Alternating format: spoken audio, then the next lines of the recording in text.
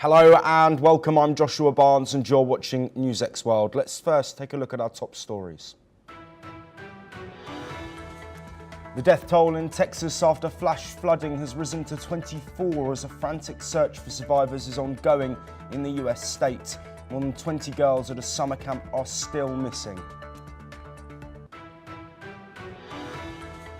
Donald Trump says a Gaza ceasefire could happen next week after Hamas say it has responded in a positive spirit to the US Gaza ceasefire proposal, stating they are ready for talks to start immediately. World leaders, including France's Emmanuel Macron, call for an agreement. US President Donald Trump has signed his One Big Beautiful Bill into law at an American Independence Day event. Meanwhile, protesters gather in Washington for a Free America demonstration with other protests across the country. Ukraine has accused Russia of striking the power line of a nuclear plant in Zaporizhzhia, reportedly leading to blackouts. Russia says it has downed dozens of Ukrainian drones, with 2 near St. Petersburg, as Trump says Putin is worried about potential sanctions. German Chancellor Friedrich Merz has met with China's Foreign Minister Wang Yi in Berlin, with the European nation saying it is willing to strengthen ties. Wang will next head to France. Iran's Armed Forces Chief of Staff has warned that a powerful and devastating military response awaits Israel if it acts again following the 12-day war. The comments come at a memorial service for the late IRGC commander Hossein Salami. Mexican President Claudia Sheinbaum says that she expects boxer Julio Cesar Chavez Jr. to be deported to serve a sentence for organized crime after the fighter bouted with Jake Paul last weekend. Sheinbaum calls for detained Mexicans to be returned immediately. And Rwandan President Paul Kagame says he's unsure if a peace deal in the DRC will hold, saying he would respond to any tricks from his neighbouring country. Rwandan troops are meant to withdraw from the DRC in a brokered US deal.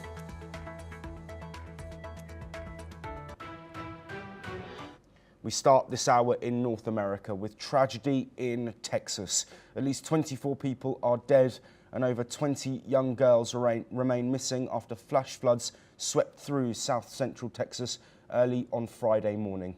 Torrential rains turned the Guadalupe River into a deadly torrent, submerging parts of Kerr County, northwest of San Antonio. The National Weather Service declared a flash flood emergency as nearly a foot of rain fell in just 2 hours. Among the hardest hit, a Christian summer camp for girls located near the river. Officials say 23 campers remain unaccounted for. The flood struck before dawn, trapping many as they slept. Camp Mystic, home to hundreds of children, lost power, water and internet, complicating evacuation efforts. Officials say search teams are using helicopters, drones and boats in the rescue mission. State officials, including Lieutenant Governor Dan Patrick, confirmed that bodies of adults and children were found in vehicles swept away. Authorities warn that more victims may be discovered. Here is what Dan Patrick, acting governor of Texas, has had to say. Deaths, that number changes, and the one thing I've learned in this position over many disasters that Governor Abbott or I have had to cover, the first news is always not the correct news. And you always pray for it being better. But I'm not going to give exact numbers, but we don't have exact numbers, but somewhere between 6 and 10 bodies have been found, some in cars that were washed down upstream that came down into the area. Some are adults, some are children. Again, we don't know where those bodies came from, and was it from a camp? Or was it from one of the many homes that are all along the Guadalupe River? We just obviously don't know that. It is a camp that has over 750 kids. Right now, there are 20-some that aren't accounted for. That does not mean they've been lost. They could be in a tree. They could be out of communication. We're praying for all of those missing to be found alive. With more rain expected and rivers still rising, residents in Texas Hill Country face an ongoing flood threat through the weekend. Presidential emergency teams have been deployed to assist with the crisis. We move now towards the Middle East, and US President Donald Trump says a Gaza ceasefire deal could be reached as early as next week. He says Washington is committing significant aid and resources and can no longer stand aside. Trump welcomed Hamas's willingness to enter ceasefire talks. Well, joining us to discuss this development is Irina Sukerman, a senior journalist joining us from New York. Irina, of course, this war in Gaza between Hamas and Israel has been rolling on for around 20 months, and there have been previous ceasefire deals. But it does seem that there is positivity coming from the US camp, with Hamas signalling that they are committed to talks. Do you think this is a significant development, and do you think a ceasefire is actually realistic given the rhetoric that we're hearing from all parties? And issues. Yes, you can achieve a ceasefire, but what would that necessarily accomplish? Would that bring peace to the civilians of both places, or would that be just another pause to regroup and reconsolidate power for Hamas? Would it bring the hostages back to Israel? Would it put an end to Hamas' reign of terror inside Gaza? Or is it just another maneuver to buy time? All of these questions need to be answered before we can see this development as truly positive. We also know that Hamas in the past has used the negotiation process itself as a stalling tactic without necessarily committing or reneging on deals that were close to be reached, sometimes just hours or minutes before they were to be put in place. So again, we will have to see some concrete commitments from Hamas before we can positively say that things are moving in that direction. Yes, absolutely. Irina, stay with us and we'll bring more on Hamas's stance on a potential ceasefire. Hamas says it's ready to begin talks immediately on a deal with Israel after responding positively to a draft proposal from Egyptian and Qatari mediators. The group says it's prepared to engage in serious talks to implement the plan, which includes a hostage release and steps to end the war.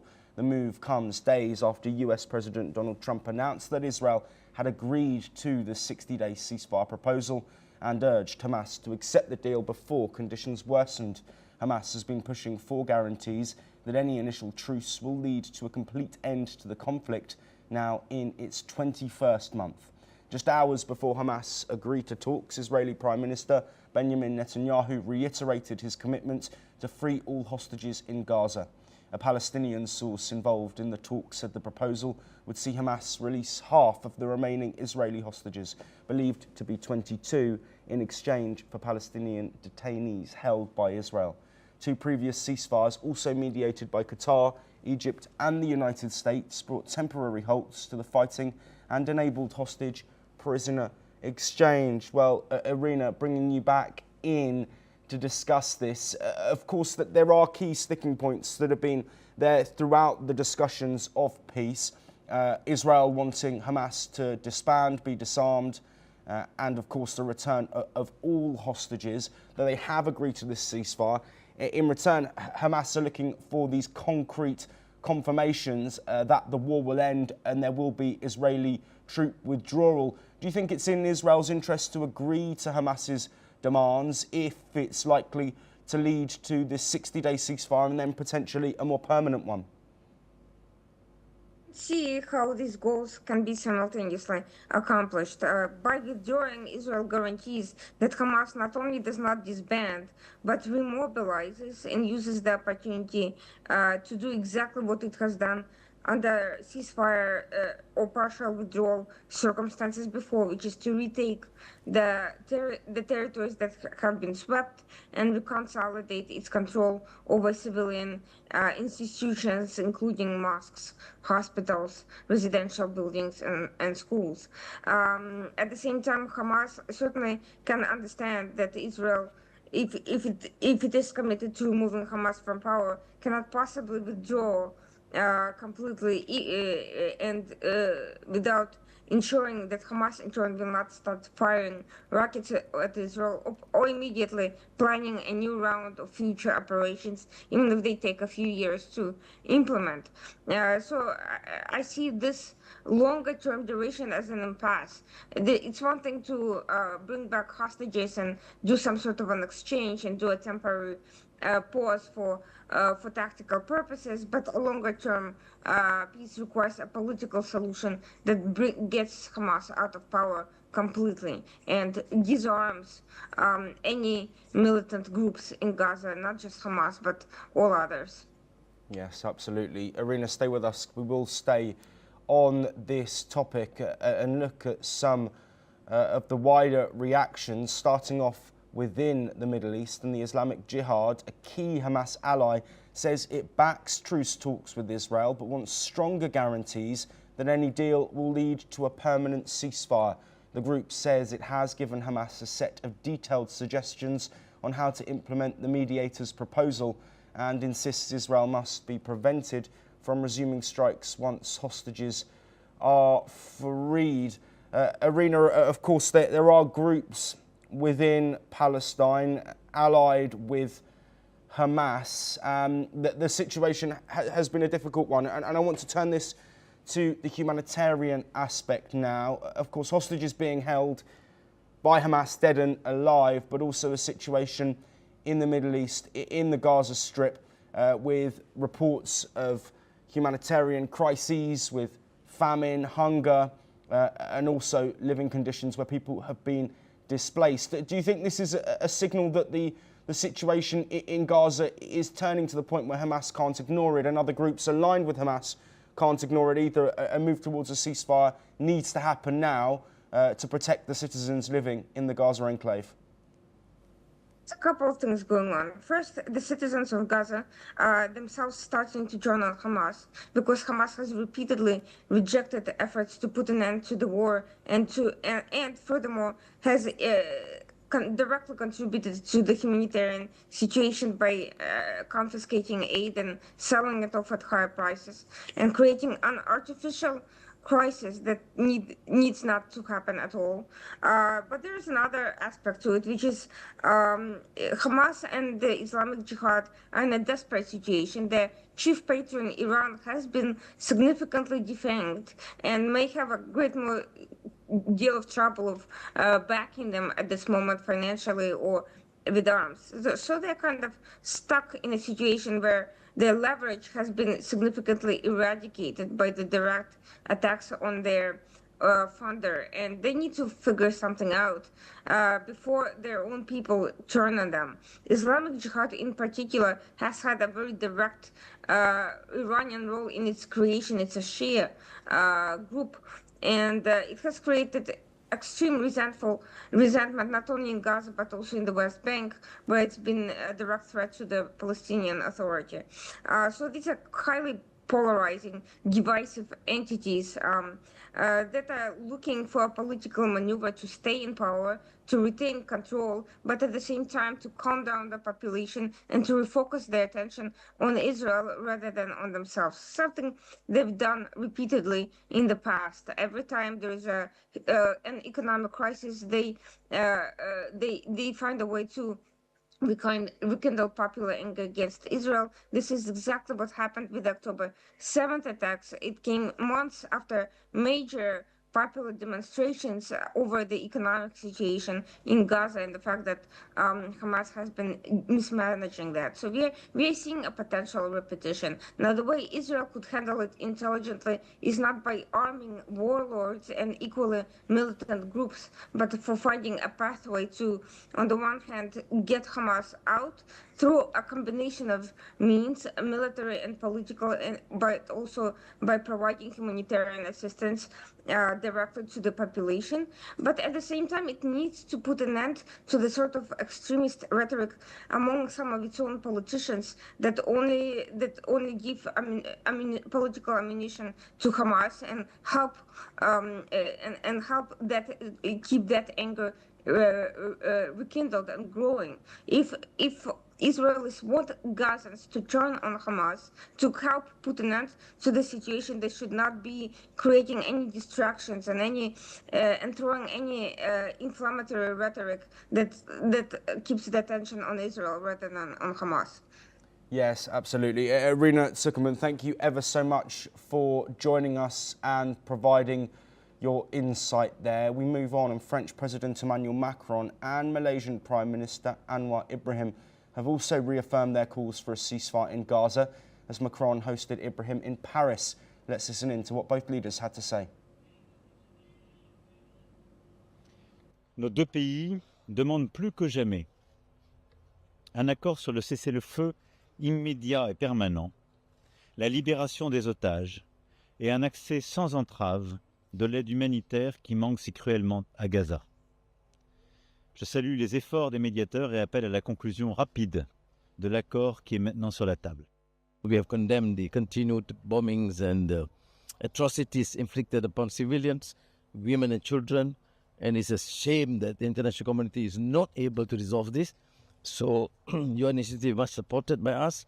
No question about peace, and if it takes both sides to secure peace, I agree with you. That's why we are also committed to the two-state solution. Well, we now head back to North America, and in a highly charged 4th of July ceremony, President Donald Trump signed into law a sweeping package of tax and spending cuts, a major legislative win for him in his second term. Speaking on the White House South Lawn, Trump celebrated the bill as the biggest tax cut, biggest spending cut, and largest border security investment in American history. The event featured flyovers by US military jets and a cheering crowd of supporters.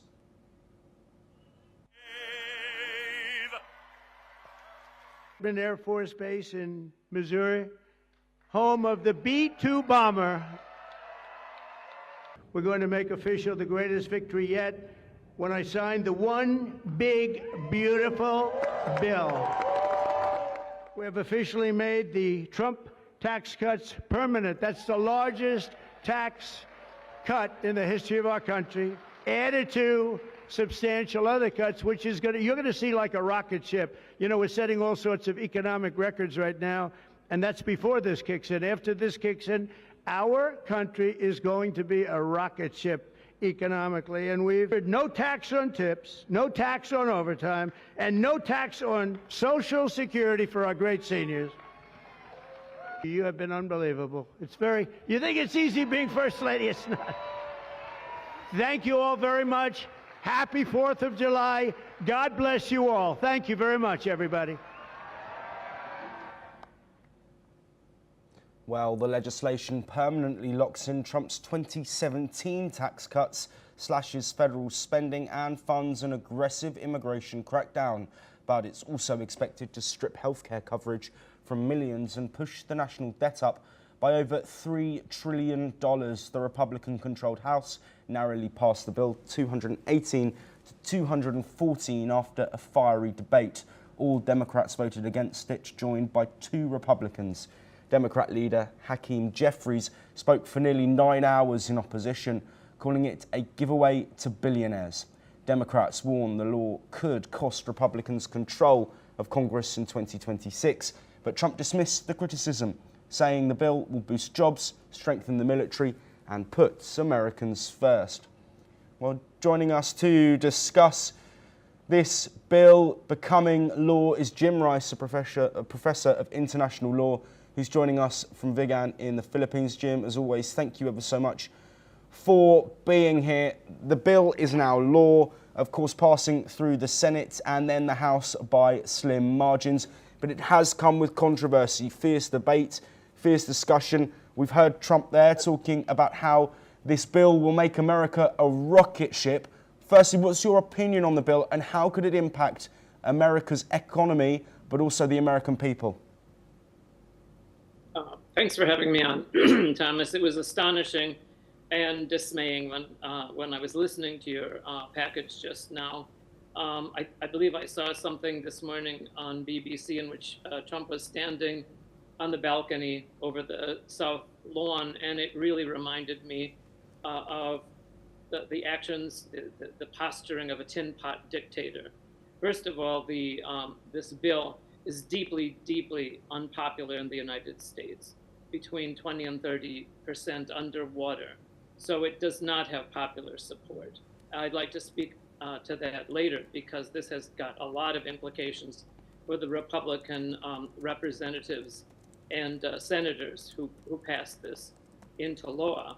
But one of the things that struck me was Trump's overt lie when he said that there would be no tax on Social Security, which just simply isn't true. And this is really a hallmark of Trump. He just lies relentlessly, on and on and on, in the way of an authoritarian.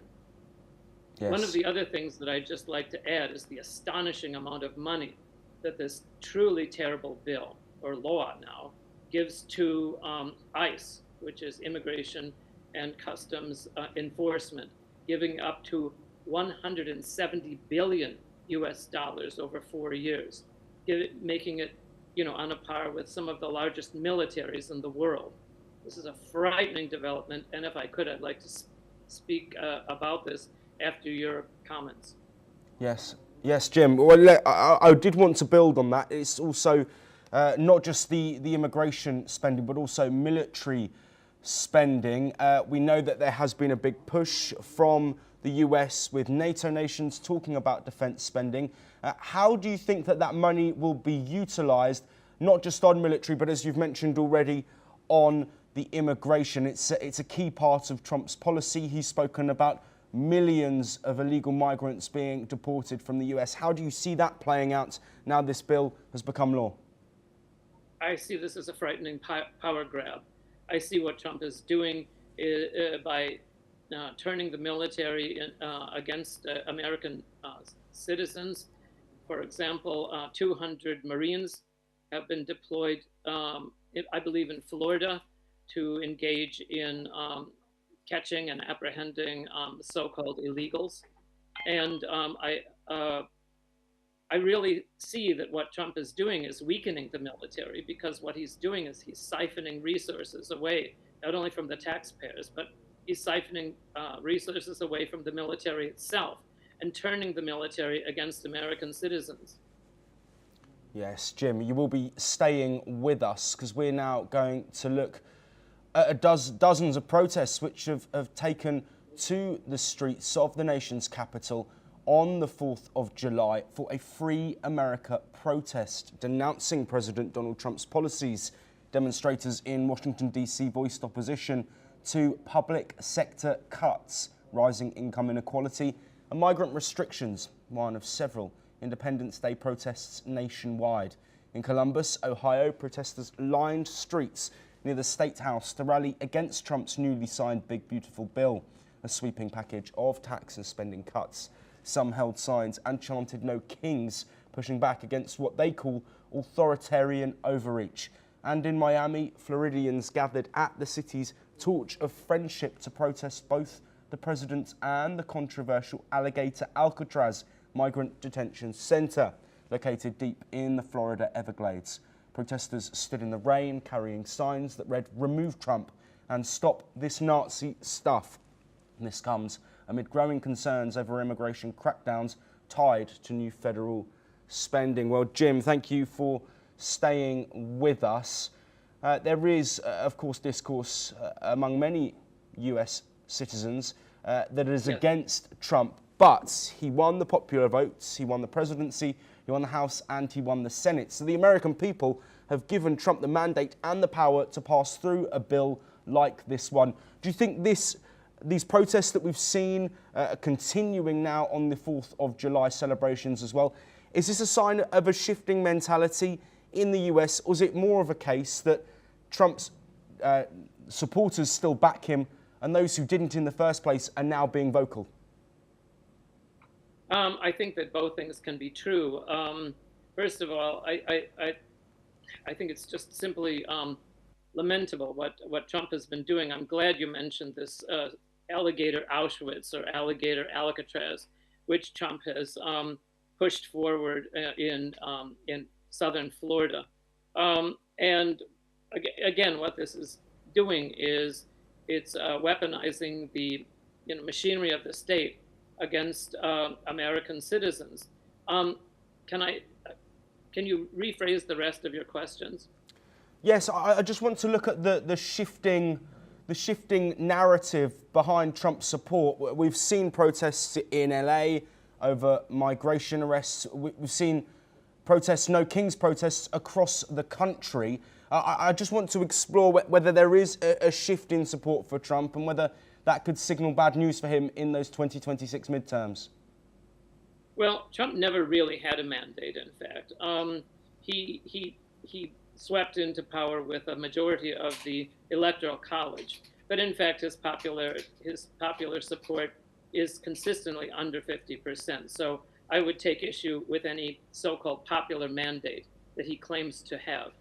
So that's one thing. But now that he's in power, what Trump is doing is taking a wrecking ball to the Constitution in case after case. And now he's bringing the weight of the military against the American people. This is nothing less than frightening. And the optics of that on America's Independence Day it's disgusting. It's stomach churning.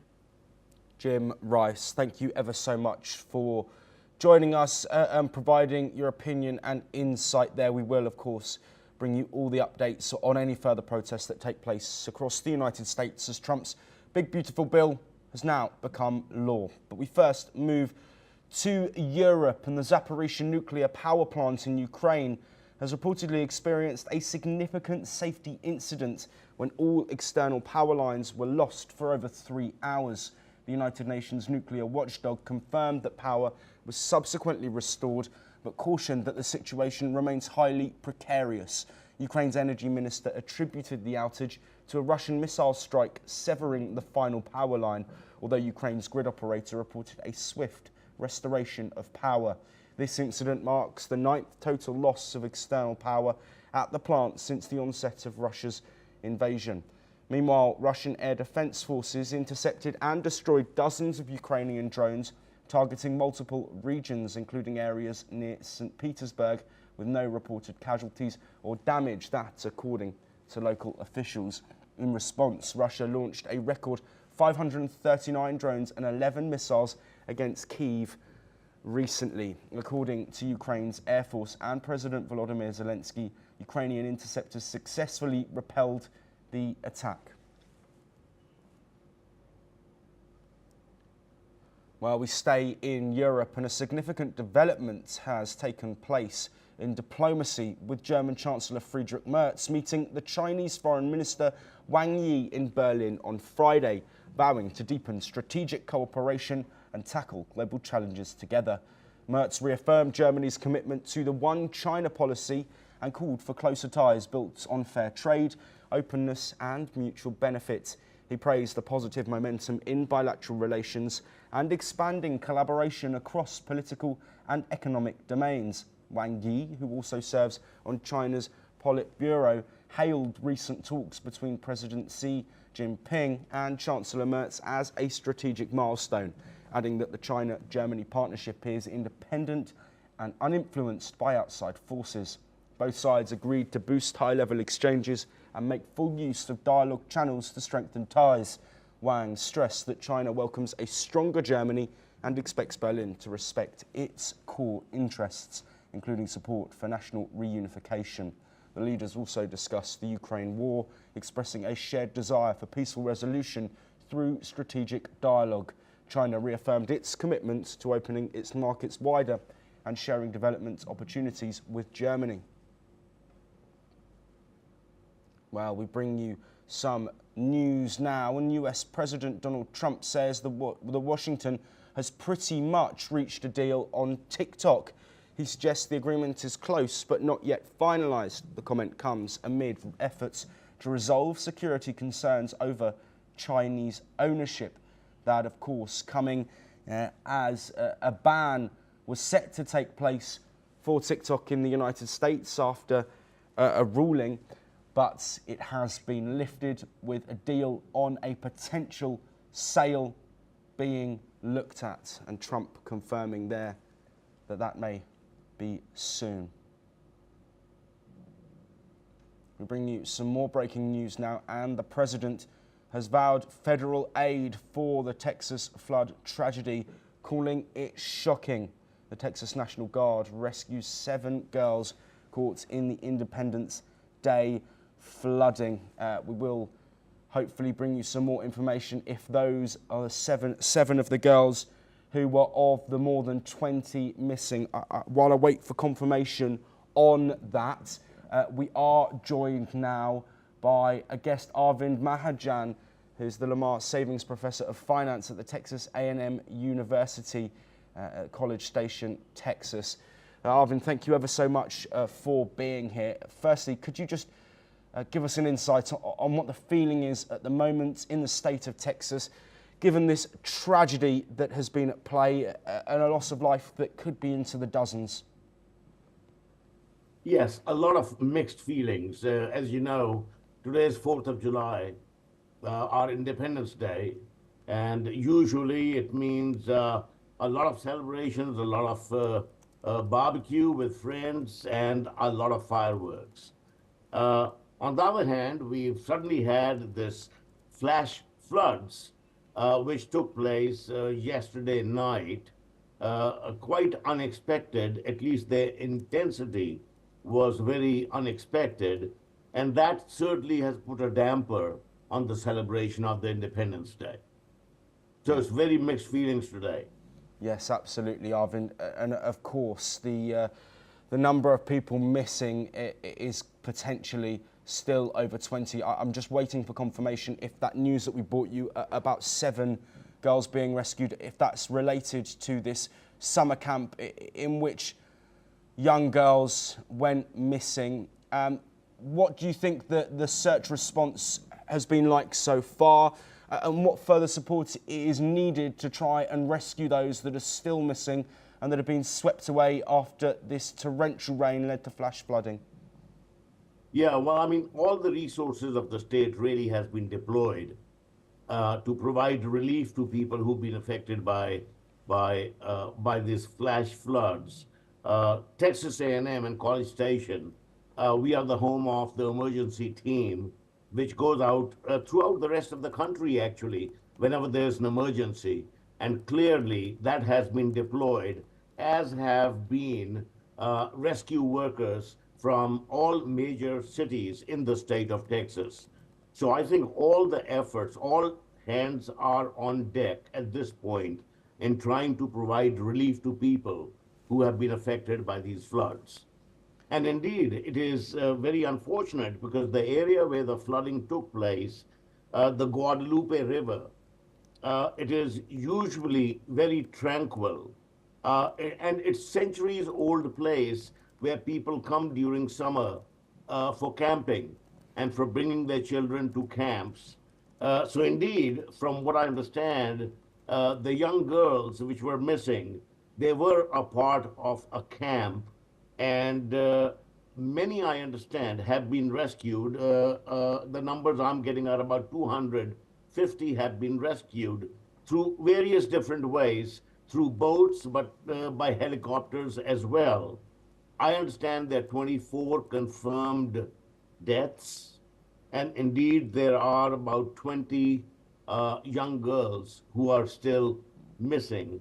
So we are awaiting reports by ourselves in as to what's happening on the ground. But the situation is indeed quite grim because the rains came down. There was a forecast of the rain in this area in central Texas. But the rain was much more than what was expected. So there was, from what I understand, 22 feet of water rising just within 2 hours. And from the reports I have seen, the rain gauge stopped working after it measured 29.5 feet of water level. So the storm was indeed raging, and the flow of the water was extremely fast. I will also point out that this area of the hill country in central Texas is going through one of the worst droughts in our history. And so the grounds are bone dry, and therefore they do not absorb the rain, and it results in the water just rushing down into the river. And that has indeed exacerbated the problem as well. The situation is grim. People are working very hard to save people. The government will provide support, and we are just waiting how things will unfold by this morning. Arvind, thank you ever so much for joining us to discuss this devastating news that we've had through from Texas. Of course, any updates that we continue to get on the rescue efforts, we will bring you here on NewsX World. But we now move to East Africa, and Rwandan President Paul Kagame has cast doubt on the durability of a recently brokered peace deal with the Democratic Republic of Congo, warning that his country would respond firmly to any tricks from its neighbour. Let's listen in to what he said. You never find Rwanda at fault with implementing what we have agreed to do. You'll never. But if the side we are working with plays tricks and takes us back to the problem, then we deal with the problem like you have been dealing with. Well, the US-mediated agreement signed last week calls for Rwandan troop withdrawal from eastern Congo within 90 days, a region where the United Nations says Rwandan forces have been supporting M23 rebels. Rwanda denies the allegations, insisting its troops are acting in self-defense against Hutu militias linked to the 1994 genocide. Kagame affirmed Rwanda's commitment to the deal, but said its success depends on Congo fulfilling its pledge to neutralise the FDLR militia.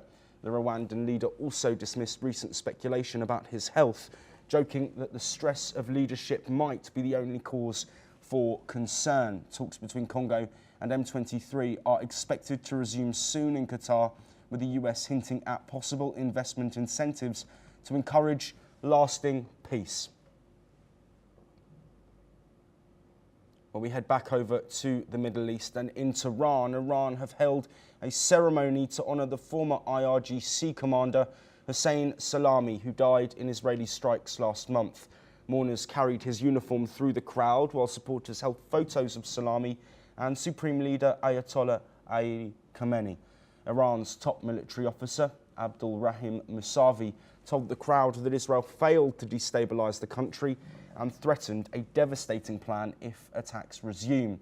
On June the 13th, Israel launched strikes on Iranian nuclear and military sites, killing senior officials, scientists and civilians.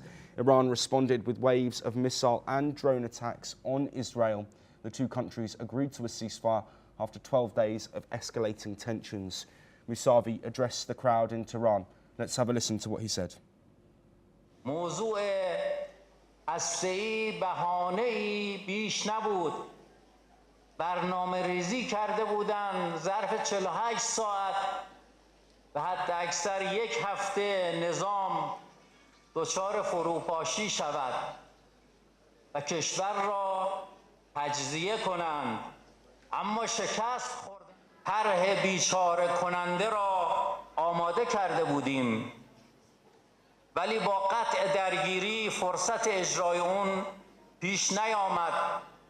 اگر دوباره خطایی صورت گیرد این طرح اجرا خواهد شد.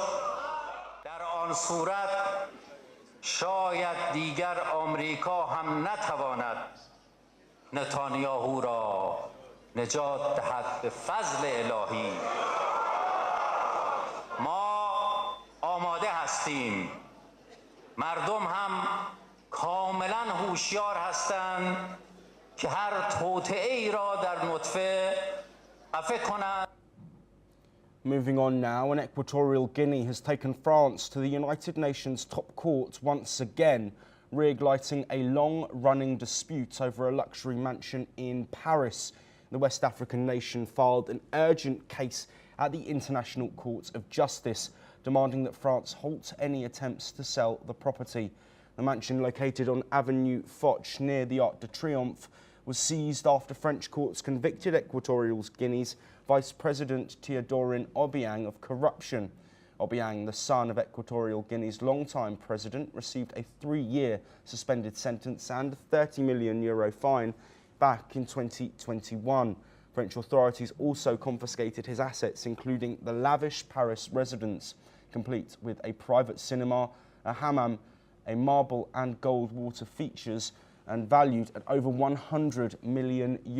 Now, Equatorial Guinea says French police re-entered the mansion last month and changed several door locks. It is its new complaint. The country is asking the ICJ to grant emergency measures, demanding immediate, complete and unhindered access to the building. This mansion has already been at the centre of an earlier legal battle. In 2016, Equatorial Guinea claimed it served as their embassy and accused France of violating diplomatic protections under the Vienna Convention. But the UN court ruled in France's favour, saying the building had no official diplomatic status and that Equatorial Guinea only made the claim after the corruption probe began. We'll now take a look at the latest news from the world of business, and investors are watching Washington closely as a key tariff suspension deadline approaches next Wednesday. If tensions ease, markets may gain further ground. Over a dozen US trade partners are scrambling to reach deals with President by July the 9th to avoid steeper import levies. A recent agreement with Vietnam lowers proposed tariffs to 20%, while talks with India are progressing and negotiations with Japan remain stalled despite market highs. Analysts warn the rally, up 26% since April, is largely fueled by retail buyers and corporate buybacks, not strong institutional confidence. Stocks slipped on Friday as markets absorbed the passage of President Trump's sweeping tax and spending bill, which adds an estimated $3.4 trillion to the US debt. While Wall Street was closed for the July 4th holiday, the S&P 500 fixtures dropped 0.6% following a record high. Attention now turns to the looming July 9th deadline, with Trump preparing to send tariff letters to trade partners. Investor mood was mixed, optimistic on strong US job data, but wary of rising global trade tensions and debt-driven fiscal policy. Tesla's car sales in Britain rose 14% year-on-year in June, driven by the rollout of its refreshed Model Y, as the UK's EV market saw a strong rebound. According to the SMMT, new car registrations grew 6.7% last month, with battery electric vehicle demand up 39%. Still, Tesla's overall sales in 2025 remain nearly 2% lower year to date. In contrast, Chinese automaker BYD quadrupled its sales, while Ford led the growth charts with a 4-fold EV sales surge. Experts say better charging infrastructure remains key to sustaining momentum. While staying with Tesla, and their CEO Elon Musk has slammed President Trump's newly passed spending bill, breaking his silence after weeks of criticism. On Friday, Musk endorsed a post by Senator Rand Paul calling the bill a deficit-exploding example of short-term politics. Musk earlier labelled it the debt slavery bill, warning it would severely burden future generations. The bill, officially named the One Big Beautiful Bill Act, passed narrowly in the House on Thursday and is expected to add over $3 trillion to the national debt over the next decade, this according to the CBO. Apple has made 2 high-profile moves last month, one showcasing its future in AI, the other its power in entertainment. At the WWDC, Apple's AI updates drew muted applause and cautious investor response. But by the month's end, its first true blockbuster film, F1, debuted to a roaring $155 million and a rave reviews, marking a milestone for Apple TV+. The film's success underscores Apple's growing influence in Hollywood and its ability to turn long-term investments, once seen as side projects, into cultural and commercial triumphs. Well, that's all we have time for, but we will continue to bring you more of the latest updates from across the world.